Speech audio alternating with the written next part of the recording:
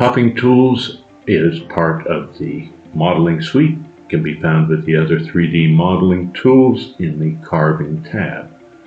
Puffs must be applied to a closed figure. If you select on puff, you will see there are 4 different shapes that you can apply. Curve is going to give you a rounded shape.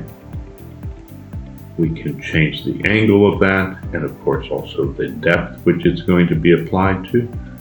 If we steepen up the angle, you'll see that it's going to steepen the sides of that profile. Now, if we apply a bevel, there is no ability to change the angle because it is just going to straight bevel to a peak. Flat, on the other hand, we can change that. You'll see that that will bevel depending upon how we set that bevel.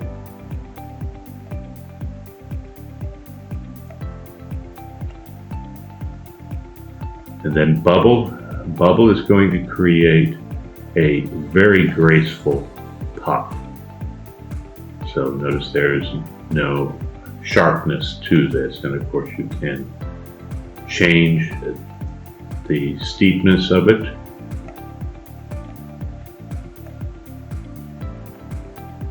And these are the puffing tools.